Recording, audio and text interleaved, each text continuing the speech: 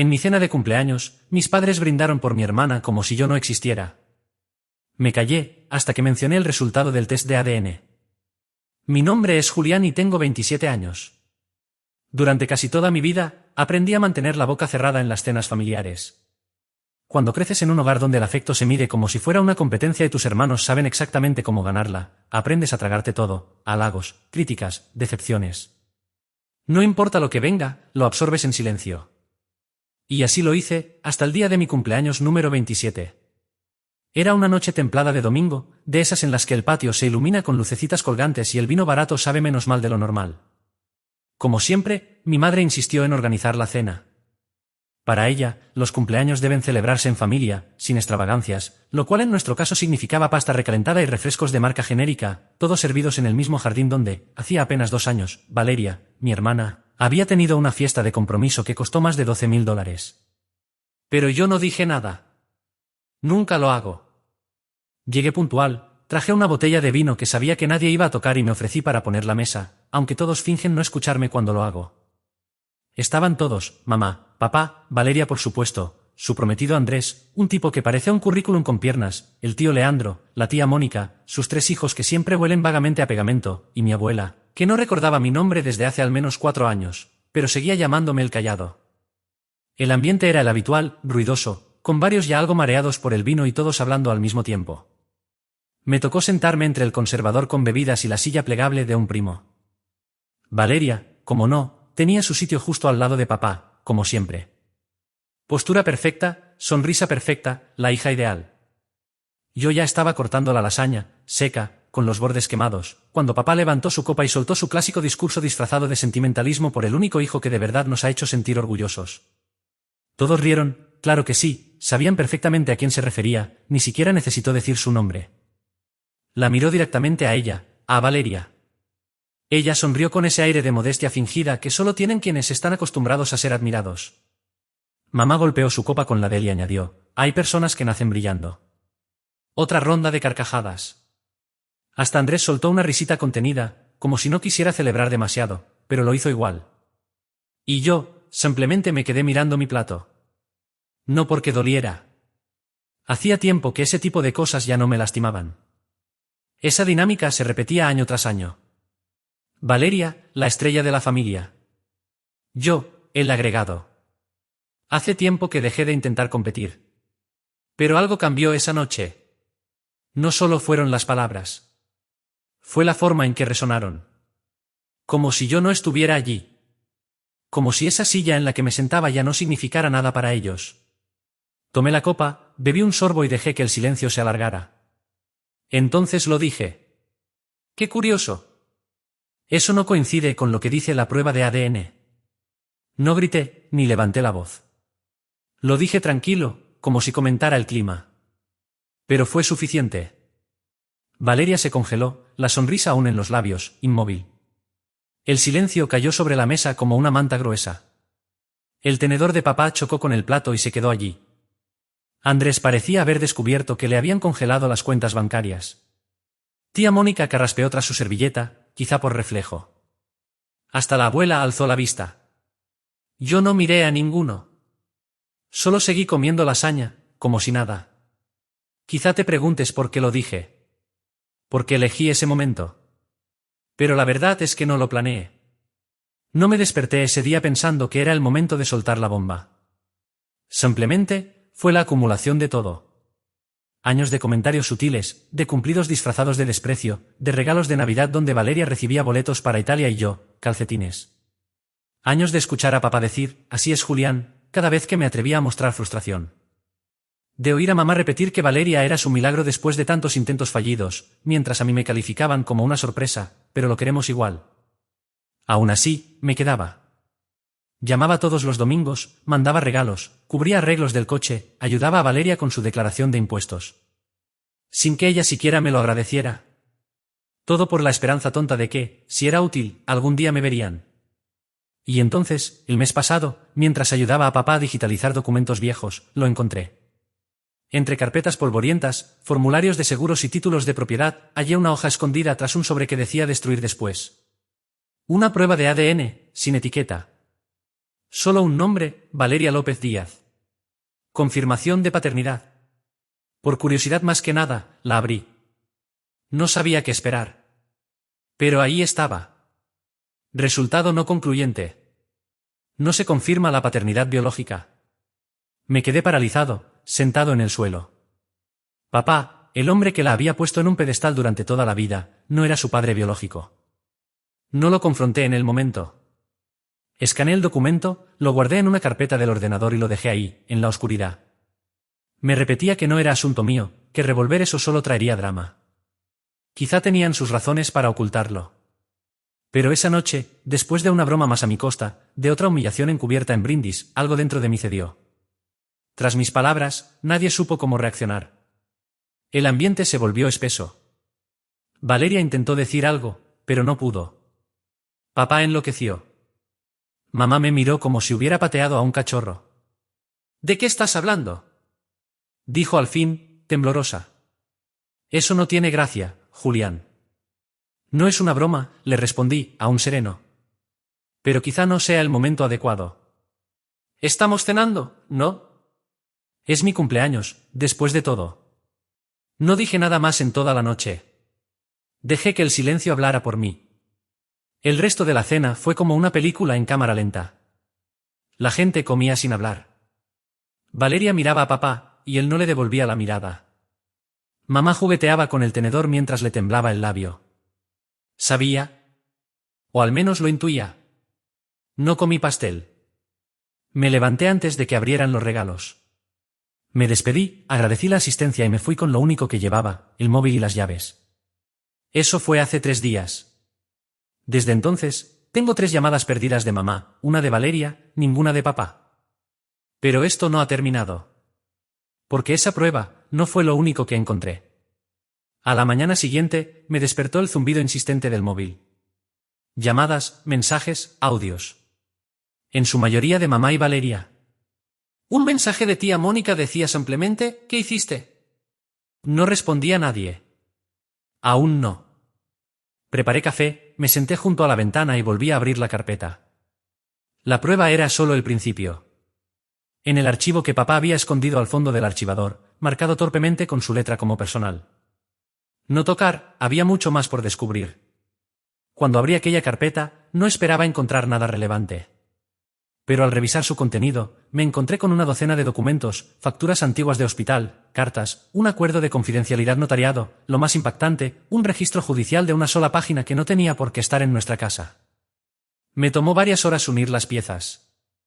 Las fechas, los nombres, los documentos. Todo encajaba.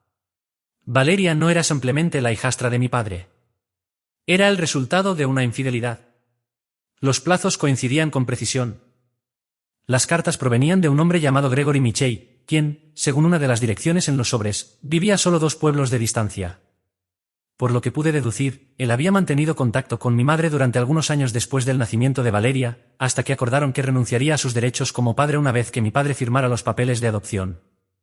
Todo esto había permanecido en secreto, protegido por una cláusula en el acuerdo que exigía mantener el asunto sellado o por el bienestar emocional de la familia.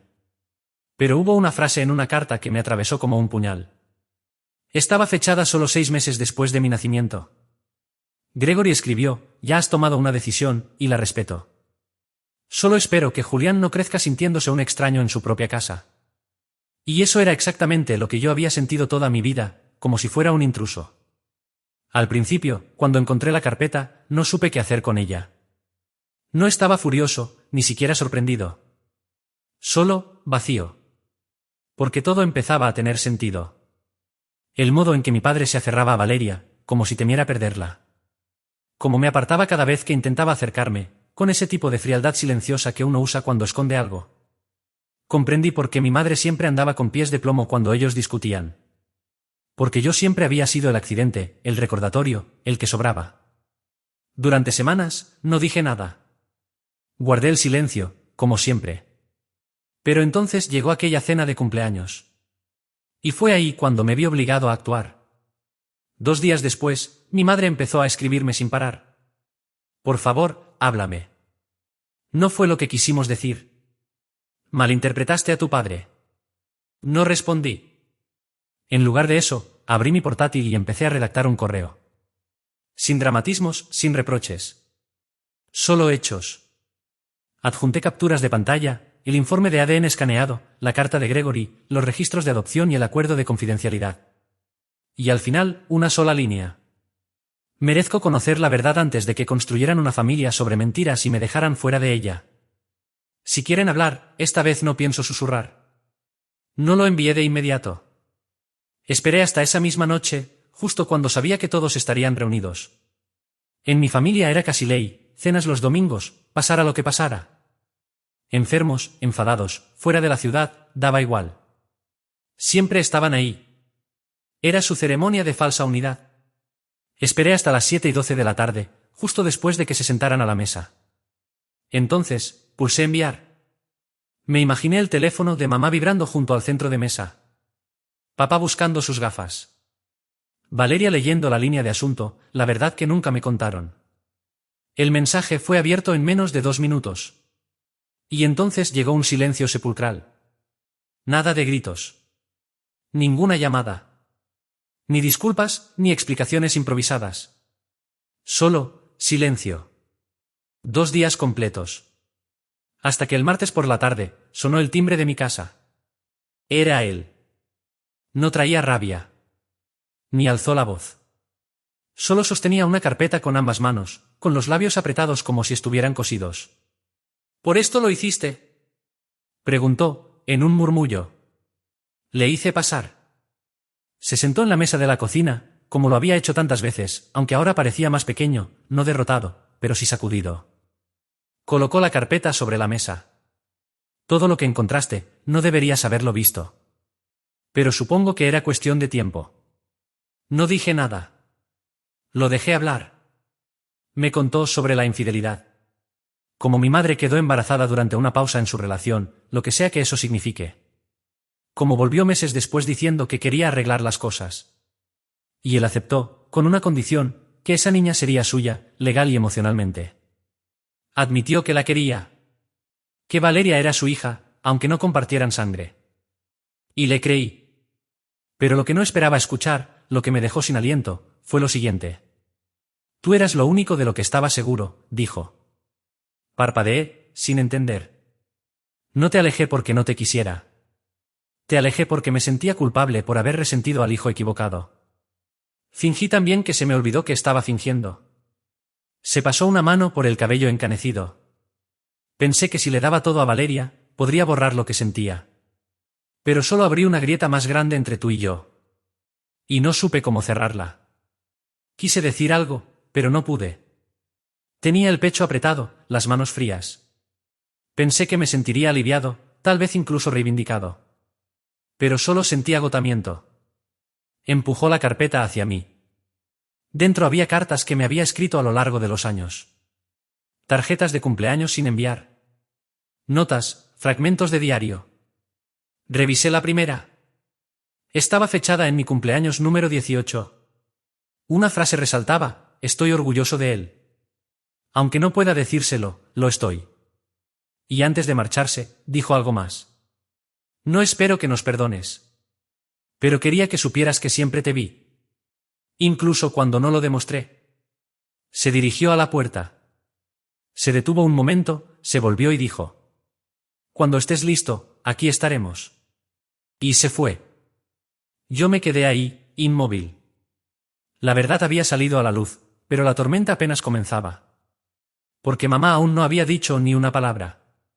Y Valeria, bueno, ella me había mandado un mensaje con solo 4 palabras. Tenemos que hablar. Lo cierto es que hay algo más. Algo que ella no sabe. Y esta vez, será ella quien no esté preparada para lo que voy a decir. Aún no respondí. Dejé el mensaje ahí, ardiendo en la pantalla, como una olla a punto de hervir. Tenemos que hablar. Esa frase podía significar cualquier cosa, una disculpa, una explicación, una súplica. Pero lo que no decía, y lo noté al instante, era lo siento, y eso lo supe porque Valeria jamás pedía perdón. No cuando se quedó con la habitación más grande a pesar de que yo era el mayor. No cuando le decía a todos que yo era un tipo complicado solo porque evitaba estar cerca de personas que me trataban como si no existiera. Ni siquiera cuando fue por detrás a hablar con mamá y la convenció de cancelar el préstamo que necesitaba para mudarme después de la universidad. Y mucho menos cuando una vez le dijo a Andrés, lo suficientemente alto como para que yo la escuchara: Julián es solo el proyecto de caridad de la familia. Siempre actuaba perfecta frente a los demás. Amable, educada, una hija ejemplar en público. Pero dentro de casa usaba su lugar en la familia como un arma. Callada, precisa, siempre cortando justo por debajo de la superficie, sin que los demás lo notaran. Así que cuando finalmente le respondí el mensaje con un simple «mañana, en mi casa, al mediodía», no lo hice por ella ni buscando una especie de cierre. Lo hice porque, por primera vez, estaba listo para dejar de permitir que los demás escribieran mi historia. Llegó exactamente a tiempo. Por supuesto que sí. Peinada, con un blazer impecable, sin un solo detalle fuera de lugar. Parecía una reunión de trabajo, no el colapso de una vida entera construida sobre secretos. No trajo a Andrés. Fue una decisión inteligente. Pero sí trajo esa sonrisa ensayada, esa expresión medida que siempre usaba en la mesa antes de que todo estallara. Abrí la puerta, me hice a un lado y la dejé entrar. No se sentó. Miró a su alrededor como quien evalúa un espacio, como si analizara cada rincón de mi sala, notando la ausencia de fotos familiares y el silencio pesado en el ambiente. «¿Te va bien?», dijo al fin. «Está lindo aquí». «No te invité para que halagues mis muebles», contesté. Su sonrisa vaciló un instante. «Tienes razón». Hubo un breve silencio. Luego habló de nuevo, con un tono más suave. «Solo quería decirte que estoy confundida, dolida, y quiero entender por qué dijiste eso». Eso me hizo soltar una risa seca, casi sin sonido, cargada de amargura. «¿Qué por qué lo dije?», parpadeó, sorprendida. Le hice un gesto hacia el sofá, pero no se movió. Permaneció de pie. Continué. «No dije ninguna mentira.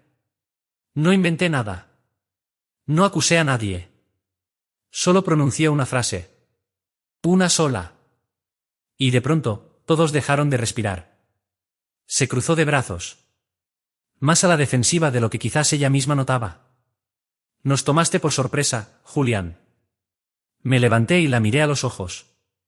«No, fueron ustedes quienes me tomaron por sorpresa durante 27 años. Yo solo les devolví el favor». No respondió. Miró hacia la ventana, pestañeando con fuerza. Tal vez pensó que unas lágrimas podían afectarme. Tal vez eran reales. No lo sabía. «No tenía idea», dijo al fin, con la voz muy baja. «No hasta que lo dijiste. No sabía nada». La observé con atención. Había algo extraño en su tono, en la forma en que escogía sus palabras. Como si midiera cada sílaba con demasiado cuidado. «¿Y entonces qué quieres de mí?», pregunté. «¿Perdón? ¿Comprensión? ¿Una disculpa por haber derrumbado la imagen de la familia perfecta que te veneraba mientras yo era el bufón?» «Quiero arreglar esto», respondió, demasiado rápido. Incliné la cabeza. «¿Por qué ahora?», vaciló. Y ahí lo vi. Ese destello. No era culpa. Era miedo. Vi el correo. «Todo», dijo. «Mamá me lo enseñó». No me sorprendió. Pero eso no era lo que le temblaba la voz. «No es solo por eso que estoy aquí», añadió. Y de pronto su tono bajó. Su confianza cedió, apenas. «¿Hay algo más?». Fruncí el ceño. Abrió su bolso y sacó un sobre pequeño, sin remitente ni nombre. Lo encontré en el armario de mamá, la noche después de la cena. No lo buscaba, solo, no sé, intentaba entender todo. Me lo entregó. Dentro había una hoja impresa. Sin membrete, sin firma. Pero lo que decía me dejó helado. Era una transferencia bancaria desde una cuenta privada que no reconocía. La fecha, de hace 10 años. El monto, $40.000. Destinatario, Gregory Michei.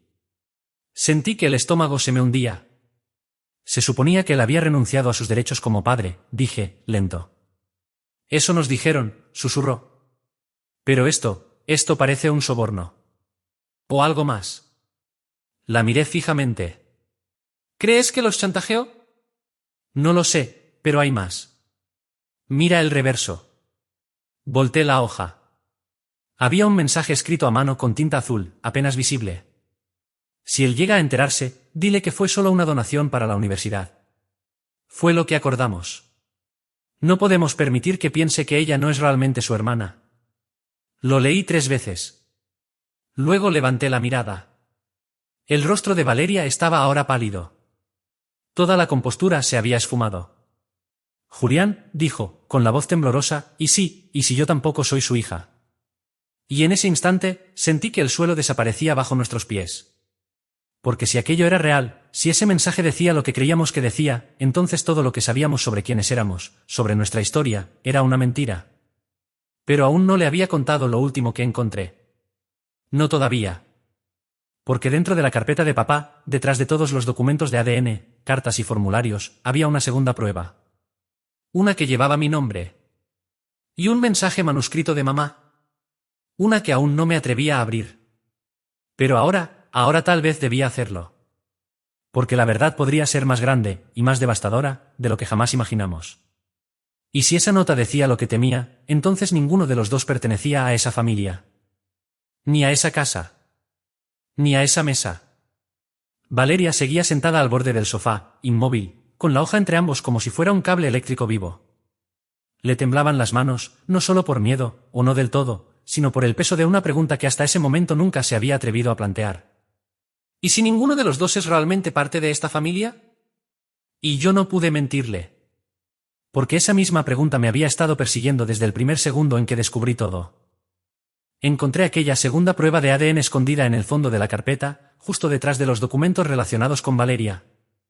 Como si hubieran querido ocultarla de mí, o incluso de ellos mismos. Me levanté en silencio, caminé hacia mi oficina y abrí el cajón con llave donde la había guardado. El sobre seguía ahí, intacto, sellado con firmeza, como si desafiara a cualquiera que se atreviera a abrirlo, sabiendo que una vez hecho, ya no habría vuelta atrás. Lo llevé conmigo al salón, me senté frente a ella y lo sostuve entre las manos. «Esto es mío», murmuré. «O podría serlo». Valeria levantó la vista, visiblemente confundida. «¿Qué? Hay otra prueba. Con mi nombre. Es de mamá». Aún no la abrí. Sus labios se entreabrieron, pero no dijo nada. Miré el sobre. No estaba seguro de querer saber la verdad. Lo admití. Después de todo, ¿y si descubrirlo terminaba por destruir lo poco que aún quedaba? Pero tú ya dijiste que, empezó a decir. Lo que encontré sobre ti, la interrumpí con suavidad. Pero esto no lo compartí con nadie. Ella tragó saliva, y por primera vez, no intentó girar la conversación hacia sí misma. Solo susurró. ¿Quieres abrirlo ahora? No respondí. No fue necesario. Mis manos ya se movían por sí solas. Deslicé con cuidado la solapa del sobre. Dentro había una sola hoja. Nada de logotipos de laboratorio ni sellos oficiales. Solo una nota escrita a mano con la caligrafía curva y reconocible de mamá.